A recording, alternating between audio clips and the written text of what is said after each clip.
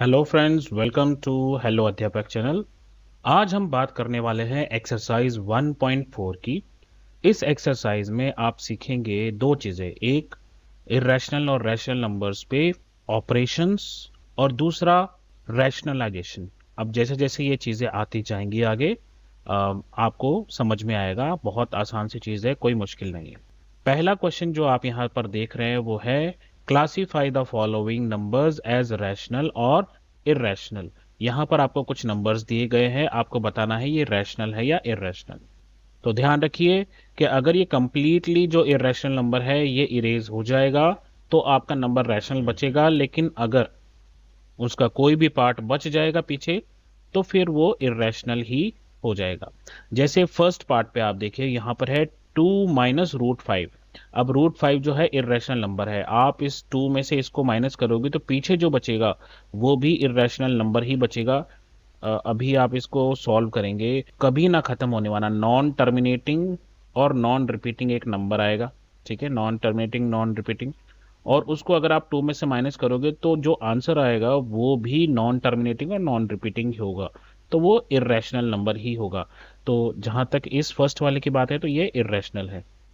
Second देखिए, 3 + √23 bracket में है -23। तो अगर आप इस क्वेश्चन को देखो तो 23 पॉजिटिव और 23 नेगेटिव ये कैंसिल आउट हो जाएंगे, क्योंकि एक पॉजिटिव है एक नेगेटिव है। पीछे बचा 3, तो 3 एक रैशनल नंबर है तो ये बन जाएगा एक रैशनल नंबर। थर्ड पार्ट में देखिए, 2√7/7 √7। अब आप अगर आप यहाँ ध्यान से देखो तो ये और ये कैंसिल हो गए, √7 और √7 कैंसिल हो गए। पीछे क्या बचा 2/7, और 2/7 किस फॉर्म में है, P/Q की फॉर्म में, यानी कि ये रैशनल नंबर है। 1/√2, √2 जैसे ही आ गया हमें पता √2 क्या है, इरेशनल नंबर है, तो ये पूरा ही इरेशनल नंबर हो गया। और 2 पाई, पाई क्या है, इरेशनल है। तो अगर पाई इरेशनल है आप उसको मल्टीप्लाई 2 से करोगे तो जो आंसर आएगा वो भी इरेशनल ही आएगा। तो यहाँ पर आपका एक ये रैशनल नंबर है और दूसरा ये रैशनल नंबर है। सेकंड और थर्ड पार्ट बाकी तीनों इरेशनल है।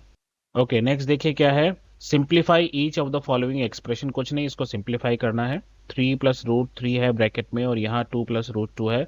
तो पहले ये 3 इस पूरे ब्रैकेट से मल्टीप्लाई होगा और फिर ये √3 इस पूरे ब्रैकेट से मल्टीप्लाई होगा। तो इसको सॉल्व करते हैं। आइए फर्स्ट पार्ट को सॉल्व करते हैं पहले। तो जैसे कि हमने देखा पहले 3 जो है वो रूट पूरे ब्रैकेट से मल्टीप्लाई होगा, तो हमने यहाँ लिख दिया 3। अब हम इसको मल्टीप्लाई कर रहे हैं 2 और ये √2 से, और इसको इस तरह से लिखने के बाद यहाँ पर बचा है पॉजिटिव, तो ये पॉजिटिव आ गया, और ये √3 यहाँ पर, √3 अब ब्रैकेट से मल्टीप्लाई होगा और ब्रैकेट सेम है 2 + √2। अब हमने इसको इसको ऐसे लिख दिया। अब ये 3 जो है 2 से मल्टीप्लाई होगा तो यहाँ पर आ जाएगा 6। 3 जो है √2 से मल्टीप्लाई होगा तो ये हो जाएगा 3√2। जैसे आप 3 को x से मल्टीप्लाई करते हो तो क्या आंसर आता है, 3x, है ना। इसी तरीके से √2 से मल्टीप्लाई करोगे तो ये 3√2 हो जाएगा। और यहाँ पर अगर आप देखोगे तो ये √3 और ये 2, तो इसको मल्टीप्लाई करोगे तो ये हो जाएगा 2√3। हम नॉर्मली पहले होल नंबर होते हैं, नेचुरल नंबर होते हैं, उनको लिखते हैं और बाद में रूट वाले नंबर्स को लिखते हैं। यहाँ पर एंड पर जब ये √3 √2 से मल्टीप्लाई होगा तो ये हो जाएगा 3 × 2 = 6, तो √6 आ गया अंदर। यहाँ पर इसके अलावा कोई एडिशन सब्ट्रैक्शन हो सकता है क्या, ये 6 है। अब यहाँ पर कोई भी दूसरा दूसरा नंबर होल नंबर नहीं है तो ये 6 किसी से ऐड नहीं होगा। ये 3√2 है, ये 2√3 है। तो आप देखो ये दोनों जो है ये अलग अलग है, यहाँ पर √2 है, यहाँ पर √3 है। जैसे हम x + y अलग अलग लेते हैं तो 3x और 2y होता तो हम उसको 5xy नहीं लिख सकते, है ना, वो मल्टीप्लाई करने पे होता है, एडिशन करने पर नहीं होता। तो यही इसका आंसर है। सेकेंड पार्ट देखते हैं, 3 + √3 ब्रैकेट में और 3 - √3। तो अब इसको मल्टीप्लाई करना है हमें। आप इसको दो तरीके से कर सकते हो, एक तो ये कि 3 जो है वो इस पूरे ब्रैकेट से मल्टीप्लाई होगा, और दूसरा फिर ये √3 इस पूरे ब्रैकेट से मल्टीप्लाई होगा। दूसरा अगर आप देखो तो यहाँ पर एक आइडेंटिटी बन रही है a + b × a - b, a² - b² के बराबर। तो अब जो है यहाँ पर अगर हम इसको करेंगे तो ये भी a² - b² हो जाएगा। a² की जगह आ जाएगा 3 का स्क्वायर, और माइनस की जगह माइनस और बी की जगह आ जाएगा √3 का स्क्वायर। ये थोड़ा सा आइडेंटिटी लगा के आसान हो जाता है, इसलिए हम इसको ऐसे कर रहे हैं। 3 का स्क्वायर हो जाएगा 9, 3 की और ये स्क्वायर है, ये आपस में एक दूसरे को कैंसिल आउट कर देंगे, तो पीछे बचेगा 3। तो 9 माइनस 3 आपका आंसर आ जाएगा 6। थर्ड पार्ट को देखते हैं। ब्रैकेट में है √5 प्लस √2 का होल स्क्वायर। तो यहाँ पर भी आइडेंटिटी लग रही है a प्लस बी का होल स्क्वायर। अब a प्लस बी का होल स्क्वायर किसके बराबर होता है? ये होता है a square plus b square plus 2ab।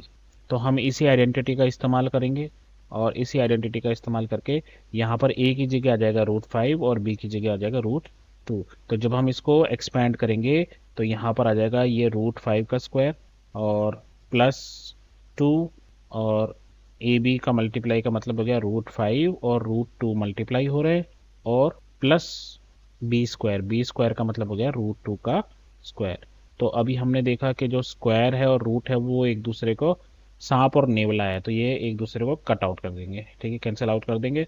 तो यहाँ बच जाएगा जी हमारा 5। अब ये 2 तो आएगा ही, 2 की जगह √5 इंटू √2 ये हो जाएगा आपका √10, 5 2 जार, और ये सांप और नेवले ने एक दूसरे को कैंसिल आउट कर दिया। तो यहाँ पर आ गया हमारा 2। अब ये 5 और ये 2 ये नेचुरल नंबर है, तो ये दोनों प्लस हो जाएंगे, तो ये हो जाएगा 7, और बाकी का जो बचा वो इरेशनल नंबर है 2√10। तो ये एज इट इज लिख देंगे और यही आपका जो है आंसर हो जाएगा। फोर्थ पार्ट क्या कर रहे हैं? √5 माइनस √2 इंटू √5 प्लस √2। कुछ नहीं किया इन्होंने, क्या किया उसी को जैसे अभी हमने ये ऊपर वाला किया था a plus b into a minus b हमने किया था, यहाँ इन्होंने क्या किया, पहले a माइनस बी को लिख दिया और बाद में a प्लस बी को लिख दिया। तो चाहे आप 5 को 7 से मल्टीप्लाई करो या 7 को 5 से मल्टीप्लाई करो, आंसर वही आएगा, क्योंकि मल्टीप्लिकेशन जो है वो कॉम्यूटेटिव होती है। तो आप इसको फॉर्मूले को अगर आप ऐसे भी करोगे a minus b into a plus b तब भी वही बनेगा, और इसका आंसर आ जाएगा a प्लस बी का होल स्क्वायर। हम यहाँ पर लिख देंगे ए square minus b square. A square का मतलब हो गया √5 का स्क्वायर, बी स्क्वायर मतलब √2 का स्क्वायर।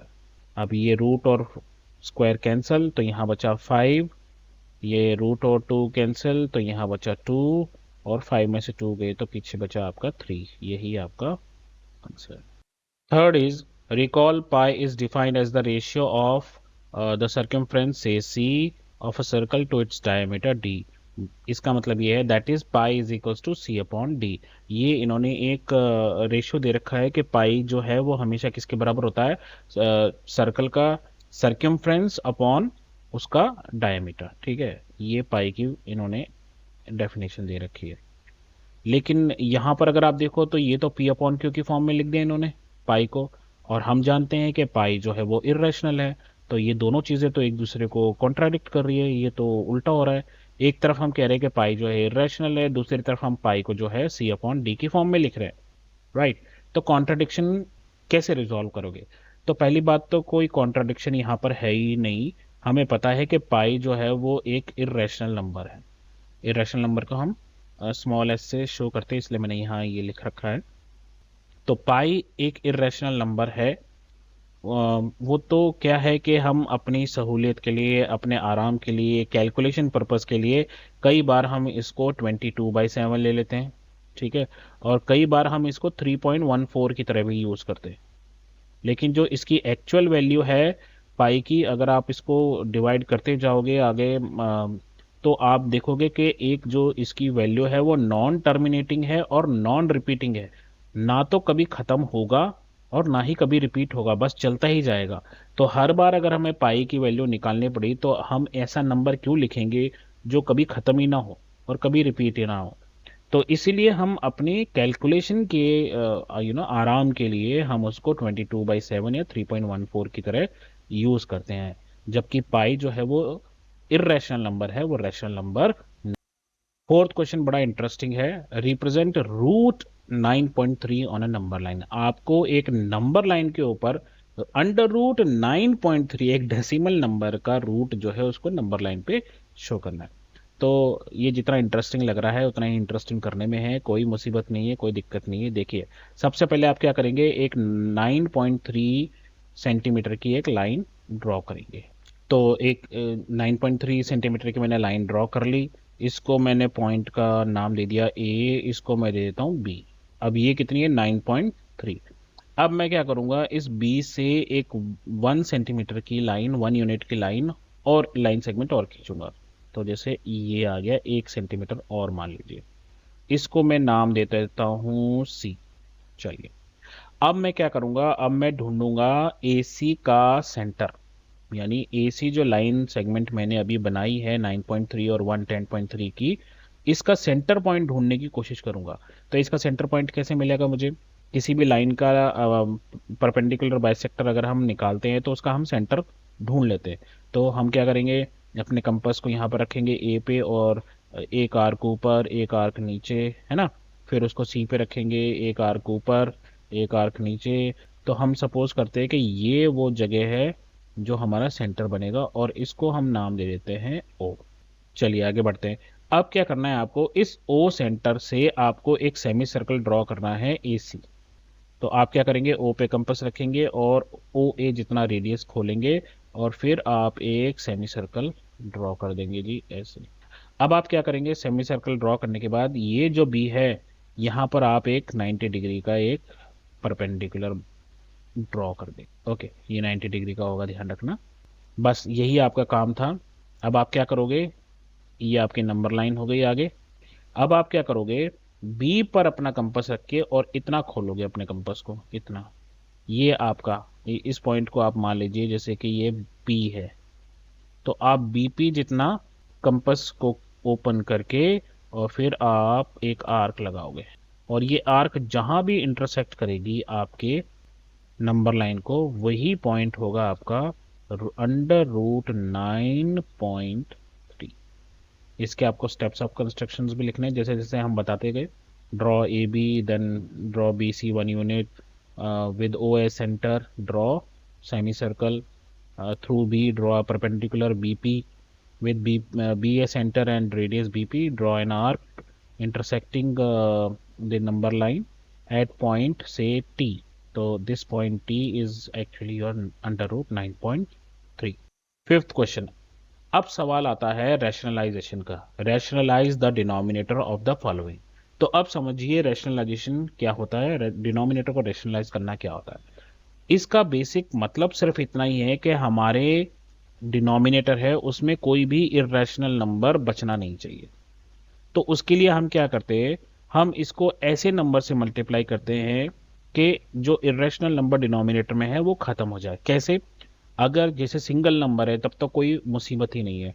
जैसे यहाँ पर है 1/√7, तो आप क्या करोगे, इसको √7/√7 से मल्टीप्लाई कर दो। अब आप पूछोगे सर उससे क्या होगा। अब अगर मैं आपसे पूछूं a इंटू ए क्या होगा, तो आप फटाक से बताओगे सर a इंटू ए तो ए स्क्वायर हो गया। तो √7 इंटू √7 क्या हो जाएगा, आप बोलोगे सर √7 का स्क्वायर हो गया। Very good. तो √7 का स्क्वायर हो गया, तो ये सांप और नेवले ने एक दूसरे को खा लिया, पीछे क्या बचा 7। तो आपका डिनोमिनेटर जो है वो 7 आ जाएगा। तो इसका आंसर अगर आप लिखोगे तो आपका आंसर आ जाएगा √7/7। आपके न्यूमरेटर में इरेशनल नंबर रह जाए कोई प्रॉब्लम नहीं है, लेकिन आपका डिनोमिनेटर जो है वो एक नेचुरल नंबर आ जाना चाहिए, ठीक है। इसी तरीके से ये तो तब हुआ कि अगर नीचे सिर्फ एक ही √7 है। इस क्वेश्चन को देखिए, √7 माइनस √6। इसके केस में हम क्या करेंगे कि हम आइडेंटिटी बनाएंगे ए स्क्वायर माइनस बी स्क्वायर, क्योंकि इसका स्क्वायर बनाना है हमें। तो हम क्या करेंगे, हम इसको मल्टीप्लाई करेंगे ऐसे दो नंबरों से कि इसका ए स्क्वायर माइनस बी स्क्वायर का फॉर्मूला बन जाए। अब यहाँ पर √7 माइनस √6 है, तो हमें √7 ही लेना है, हमें √6 ही लेना है। और इनके बीच में जो सिंबल आएगा वो अगर यहाँ माइनस है तो यहाँ पर पॉजिटिव आ जाएगा। अच्छा, अगर हम डिनोमिनेटर में इससे मल्टीप्लाई कर रहे हैं तो न्यूमरेटर में भी हमें इससे ही मल्टीप्लाई करना पड़ेगा, √7 प्लस √6। तो अब 1 से मल्टीप्लाई करोगे तो कोई फर्क नहीं पड़ता जी, हमारा वही रह जाएगा √7 प्लस √6, ठीक है जी। लेकिन डिनोमिनेटर में हमारा क्या बच गया, डिनोमिनेटर में अब हमारा आ गया a minus b into a plus b. तो वो हो जाएगा √7 का square a square minus b square. तो बी स्क्वायर कितना हो जाएगा, √6। अब हमें पता है कि ये रूट और स्क्वायर एक दूसरे को कैंसिल आउट कर देंगे, तो हमारा आंसर क्या बचेगा यहाँ पे? न्यूमरेटर तो कोई फर्क नहीं पड़ेगा, न्यूमरेटर में वो एज इट इज आ जाएगा, और डिनोमिनेटर में हमारा जो है यहाँ पर आ जाएगा 7, यहाँ आ जाएगा -6, और वो बन जाएगा इज इक्वल टू 1। तो आप डिनोमिनेटर में 1 लिखो या मत लिखो, one and the same thing, और ये जो है ये पूरा एज इट इज इधर आ जाएगा। अब इस वाले को देखिए, इसमें क्या है, यहाँ पर √5 प्लस √2 है, तो इसको आप किससे मल्टीप्लाई करेंगे? वंडरफुल, आप इसको मल्टीप्लाई करेंगे √5, यहाँ पर माइनस आएगा क्या प्लस? अगर यहाँ प्लस है तो यहाँ माइनस हो जाएगा, √5 माइनस √2, और ऊपर भी √5 माइनस √2। अब आप में से कुछ स्टूडेंट सोच रहे होंगे सर यहाँ पर भी ये हम ऊपर वही नंबर क्यों लेते हैं जो नीचे लेते हैं? वो इसलिए ताकि जो ओरिजिनल नंबर है उसमें कोई बदलाव ना आ जाए। अब आप चाहो तो इस पूरे को इस पूरे से कैंसिल आउट कर दोगे तो वापस आपका आंसर यही बचेगा। तो आपने नंबर को बदला नहीं है, इसलिए हम न्यूमरेटर और डिनोमिनेटर सेम रखते हैं। तो ये 1 से मल्टीप्लाई होगा, और ये एज इट इज √5 माइनस √2 आ गया जी, आ गया यहाँ पे, ठीक है। और यहाँ स्क्वायर बन जाएगा 5 का स्क्वायर, √5 का स्क्वायर यानी कि 5, मैं एक स्टेप बीच में स्किप कर रहा हूँ, √5 का स्क्वायर यानी कि 5 माइनस √2 का स्क्वायर यानी कि 2। तो आपका आंसर यहाँ पर आ जाएगा √5 माइनस √2, डिनोमिनेटर में 3। That's it. अब बचा ये फोर्थ, आइए इसको भी करते हैं। ये √7 माइनस 2 है, तो हम इसको मल्टीप्लाई करेंगे √7 प्लस 2। ध्यान रखना यहाँ पे 2 के ऊपर अंडर रूट नहीं है, और ये भी हो जाएगा √7 प्लस 2। तो न्यूमरेटर में तो कोई चेंज नहीं आएगा, न्यूमरेटर तो एज इट इज ही रह जाएगा, √7 प्लस 2। और डिनोमिनेटर जो है ये हो जाएगा ए स्क्वायर यानी कि √7 का स्क्वायर, √7 का स्क्वायर कितना हो जाएगा जी? 7, और माइनस की जगह, और 2 × 2 ये हो जाएगा 2 का स्क्वायर यानी कि 4। तो आपका आंसर आ जाएगा √7 प्लस 2, और नीचे डिनोमिनेटर में आ गया 3। इस एक्सरसाइज में बस इतना ही है, उम्मीद करता हूँ आपको समझ में आया होगा। देखते रहिए हेलो अध्यापक, अपने दोस्तों के साथ शेयर कीजिए और पढ़ते रहिए। All the best.